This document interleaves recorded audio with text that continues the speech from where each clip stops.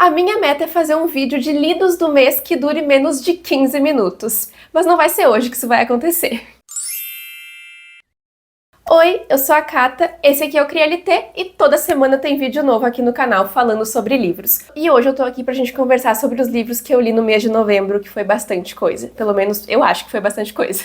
Já vou começar aqui o vídeo falando pra vocês sobre a primeira leitura que eu fiz no mês de novembro, que foi também a primeira leitura que eu fiz pra Maratona Pretatona. Então a primeira leitura que eu fiz nesse mês foi muito significativa pra mim, por causa que é um clássico da literatura que eu li. Faz muito tempo que eu não lia clássicos, não tenho tanto esse costume, mas esse livro que eu vou mostrar aqui agora, ele me deixou com muita vontade de ler mais livros clássicos. E eu tô falando de Amada, da Toni Morrison. Esse livro eu já vi sendo muito bem recomendado pra mim antes. Diversas pessoas que eu acompanho que falam sobre livros recomendam muito essa história, e apesar de muito dolorida, muito pesada, com uma tristeza tão grande no livro, esse livro é incrível. Eu terminei esse livro, gente, sem brincadeira, olhando pro teto. Eu fiquei uns 5 dias assim, ó.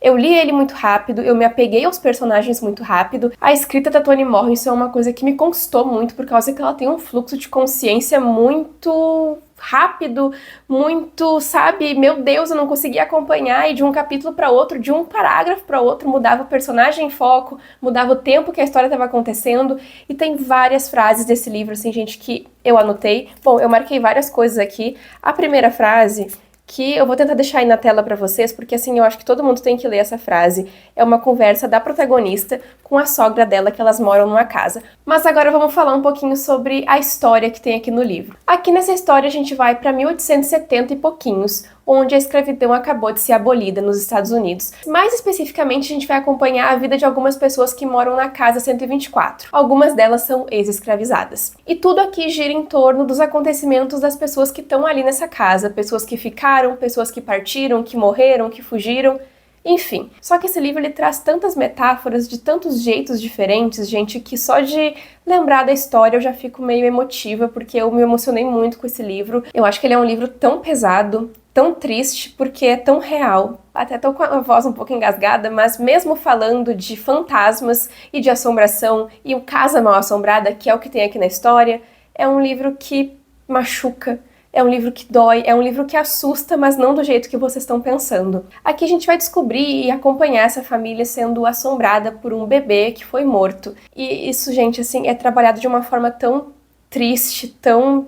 Eu não sei, é um livro que é um peso. Esse livro, ele é pesado, sabe? Ele é tão forte, emocionante e revoltante. E é um livro, ai, sabe, que... Não sei nem, eu não consigo nem falar direito sobre esse livro, de tanto que eu me emocionei com essa história. Essa parte da criança que morreu e fica assombrando aquela casa, e tudo também muda, ganha mais força, ganha mais intensidade quando chega ali naquele lugar uma mulher que se chama Amada. E isso se torna um motivo de preocupação até de algumas pessoas que moram ali, por causa que Amada é a única coisa que estava escrita no túmulo daquela criança que faleceu e agora assombra a família, assombra o 124, que é a casa. Então, é camada em cima de camada. A Toni Morrison vai construindo personagens que lidam com a dor, que lidam com o sofrimento, que só precisam seguir em frente, mas como que segue em frente, sabe? Tem uma frase aqui, que é essa que eu tanto falo pra vocês, que é que me marcou de um jeito que eu nunca mais vou me esquecer dessa frase, que é a sogra da protagonista falando que elas não podem se mudar porque ela tem que dar graças a Deus que quem tá assombrando aquela família é um bebê,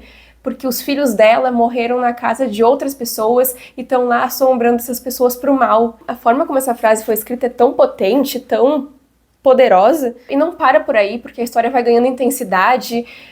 Ai, gente, eu só preciso que vocês leiam esse livro. É só isso que eu digo pra vocês. Deu pra perceber que esse livro me impactou bastante, é uma leitura que mexeu bastante comigo. Eu espero ter conseguido explicar aí a sinopse pra vocês da história, porque é um livro que realmente a gente vai construindo a história de acordo com o que a autora vai entregando pra gente. Coisas que ela fala na primeira página, a gente vai entender na página 25. E por aí vai, a gente vai montando esse quebra-cabeças junto com ela, enquanto ela vai naquele fluxo ali de consciência, né, de narrativa bem diferente, que funciona muito bem pra história. Tudo termina muito bem encaixado pra mim, eu acho que funciona muito bem, só que em alguns momentos eu me perdi um pouco na história realmente, mas eu acho que esse também era o ponto da Toni Morrison aqui, e acho que funcionou tudo muito bem, gente. E assim, o jeito que esse livro mexeu comigo, não tem como, sabe? Não tem como, é um livro incrível.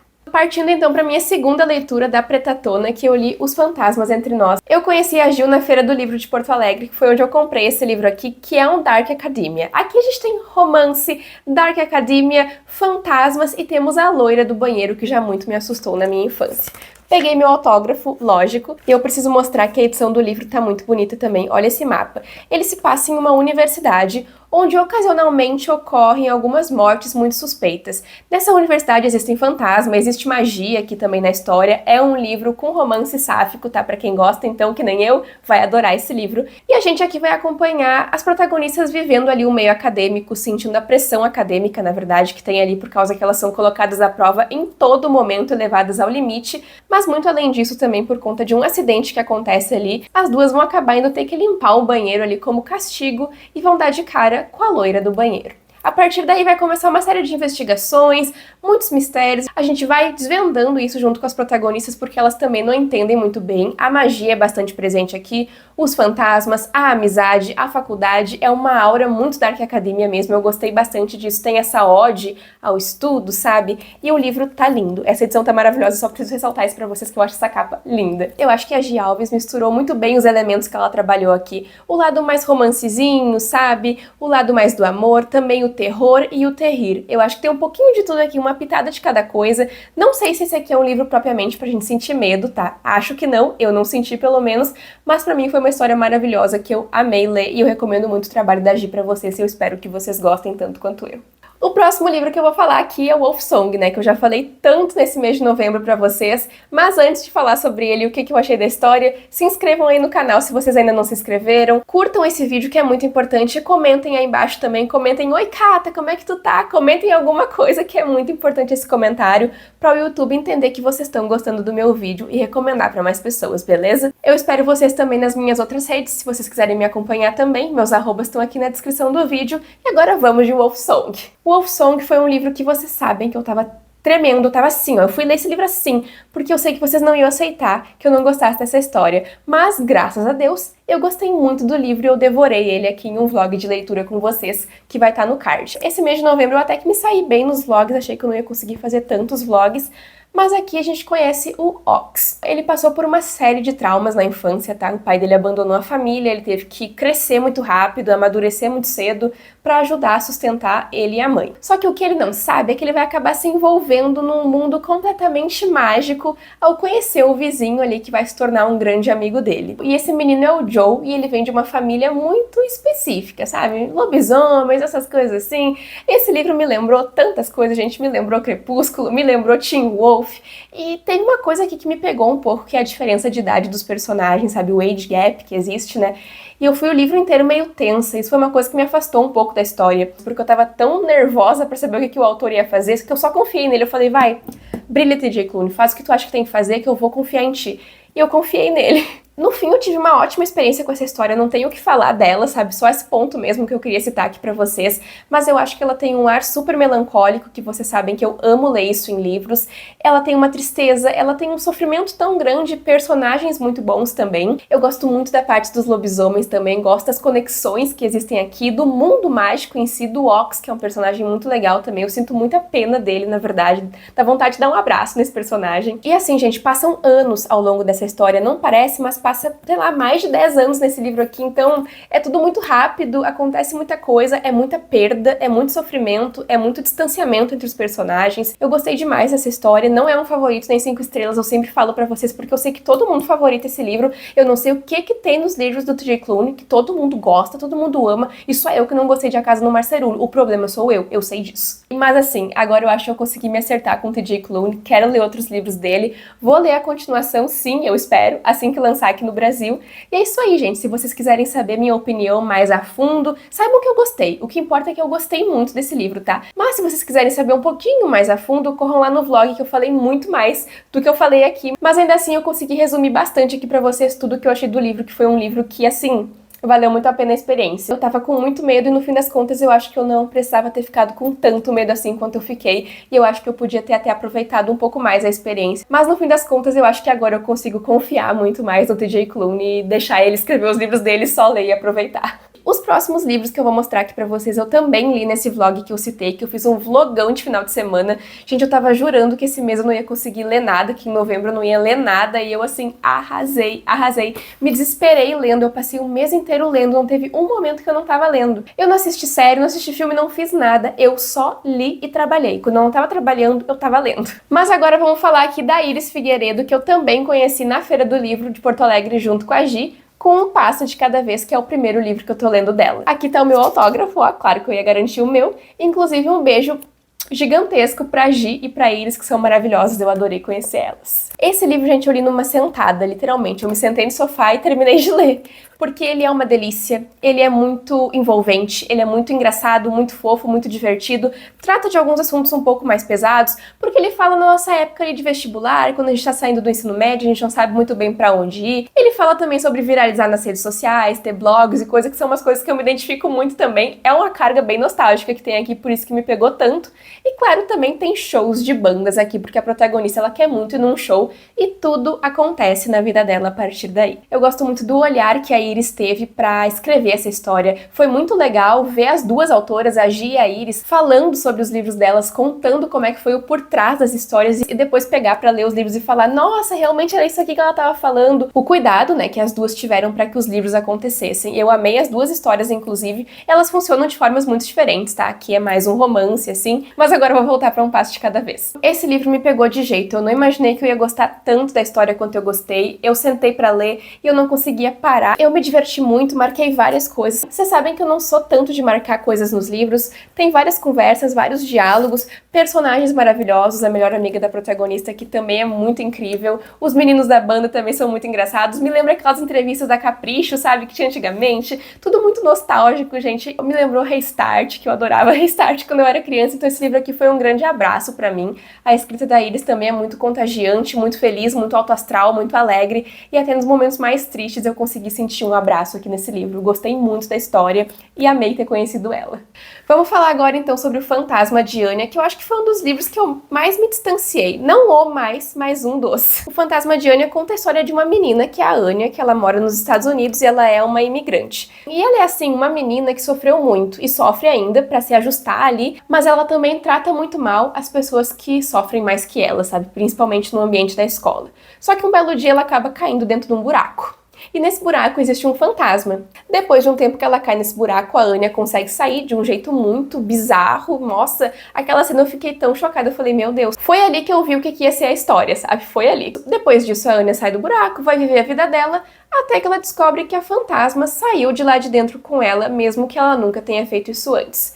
Só que essa fantasma começa a ajudar a Anya na escola, sabe? Ela vai dando respostas, vai dando cola, e tá tudo muito bem, até que não tá tudo bem mais. Essa fantasma, que eu esqueci o nome dela agora, ela guarda vários segredos e a Anya vai descobrir isso da pior maneira possível e a gente também. Essa é uma história em quadrinhos que tem um traço muito lindo e eu acho que foi o que eu mais gostei na história. Eu acabei me distanciando um pouco do livro, na verdade, pra ser bem sincera, eu comecei a história meio distante dele, meio receosa com o que eu ia encontrar e depois eu fui me acostumando mais com a vibe que o livro tem, porque eu esperava que fosse uma coisa completamente diferente. Eu achei que ia ser outra coisa. Mas depois que eu me acostumei com a história, que eu entendi qual era o propósito dela, que eu que tinha pensado que ela ia ser diferente, eu acabei gostando bastante da leitura e eu amei esse traço aqui com o cinza, com o roxo, adorei, gente. Recomendo muito a história e a leitura, mas assim, saibam que ela tem um lado mais darkzinho. Pela capa, gente, sinceramente eu achei que era uma coisa mais fofinha, outra vibe, outra coisa, e era bem diferente. Foi isso que me decepcionou no começo, mas depois que eu me acostumei, deu tudo certo.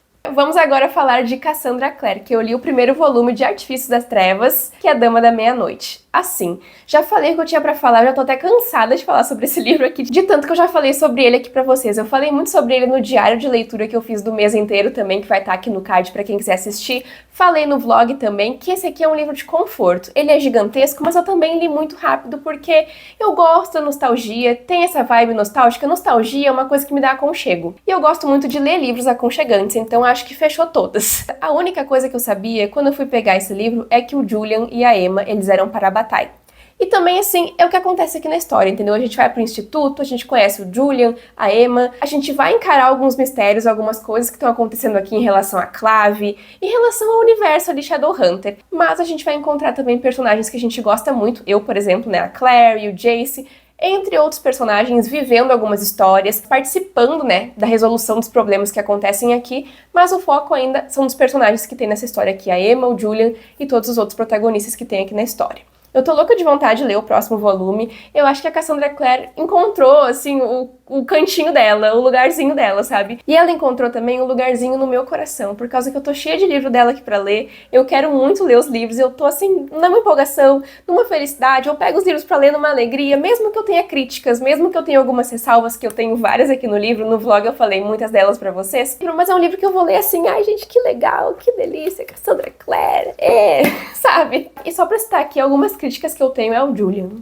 Ele me lembrou muito o Jace, me lembrou muito o Will também, de Peças Infernais. E eu sou uma garota de Gem, sabe? Eu sou essa garota. Então, assim, Cassandra Clare, melhore. Brincadeira, gente. Eu sei que muitas pessoas gostam do Julian, mas eu senti uma coisinha nele, assim, eu fico meio... O que esse menino vai fazer? O que ele vai fazer agora? Será que ele vai surtar? Acho que é isso que eu tava pensando ao longo da história, sabe? Eu fiquei um pouco preocupada com a Amy em alguns momentos também, embora ela também faça os deslizes dela, né? Mas a gente sabe que aqui o principal é o romancezinho que tem entre os dois, eles não podem ter o romance porque eles são Parabatai. Então tem toda essa história também aqui, romantasia, a Cassandra Clare sempre assim, né? Prendendo a gente no romance, a gente já sabe. A gente já sabe, mas é que o problema é que eu gosto. Eu quero saber o que vai acontecer. E eu vou ter que ler 3 livros pra saber o que vai acontecer aqui, gente, sabe? Acertou demais, Cassandra Clare, parabéns. Parabéns pela pirâmide literária que eu mais amo. Indo aqui para a próxima leitura que eu fiz também para Maratona Só Nacionais, que foi organizada pelo Edu e pela Tati, eu li O Beijo da Neve. Ai, meu Deus do céu, sabe? Amei essa história, eu me diverti muito, é um romance super caliente também, tá? Tem uma química entre esses personagens que, assim... sabe? Que delícia. Me diverti muito com essa história. Aqui a gente vai conhecer a Nina, que ela é uma patinadora muito promissora. Só que ela acaba sofrendo um acidente e acaba se afastando ali também do mundo dos rinks, e agora é que ela tá voltando a se recuperar. Só que em meio a tudo isso, ela precisa conseguir uma grana também, né, pra se manter, pra conseguir patinar com o parceiro dela. Então ela acaba indo ser babá de 2 crianças que são irmãs de nada mais, nada menos que o patinador galã. Pra vocês terem noção, a beleza dele foi comparada a um dos personagens de Sarah J. Maas. Aí você já imagina, porque todo mundo lá na Sarah J. Maas é bonitão.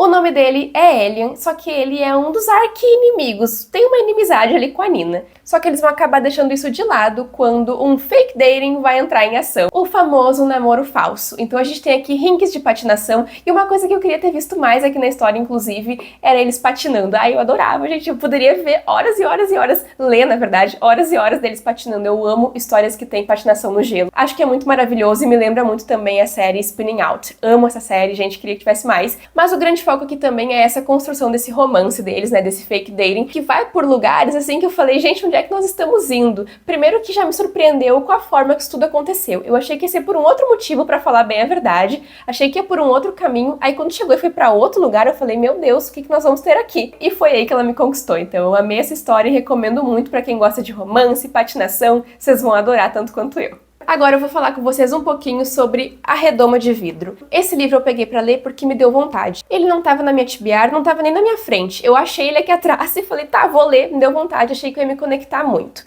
E esse foi o meu problema.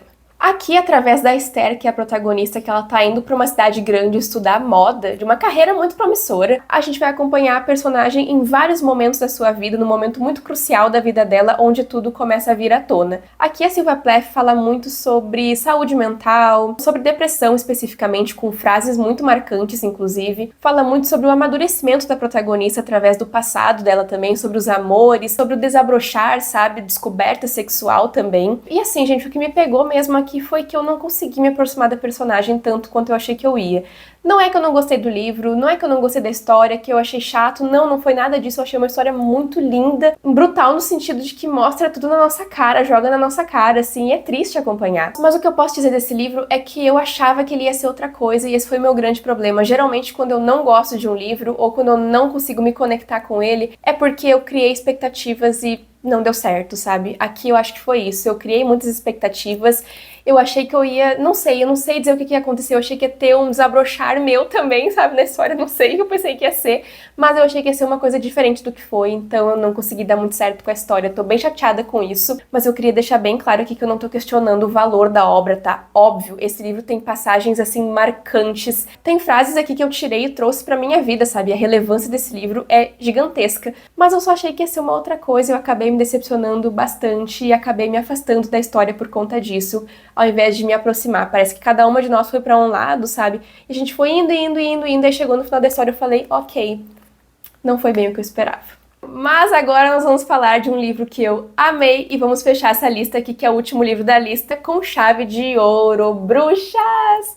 A Sociedade Super Secreta de Bruxas Rebeldes. Saiu essa semana ainda um vlog de leitura, lendo ele lá, lendo livros cozy fantasy, gente, eu amo. Vai estar aqui no card pra vocês. Aqui a gente vai conhecer a Mika Moon. Ela é uma bruxa de verdade, mas ela finge ser uma bruxa na internet. Esse é o disfarce dela por causa que, afinal de contas, quem que vai desconfiar que uma bruxa ia estar no Instagram, né, dando dica para as pessoas. Só que tudo muda pra Mika quando ela é chamada para cuidar de 3 meninas bruxas e ser tutora dessas meninas, ajudar elas, instruir elas com a magia. Nesse universo aqui tem várias regras para as bruxas. Elas não podem ficar muito tempo juntas por causa que pode implodir, sabe? Pode dar um caos por causa dos poderes delas.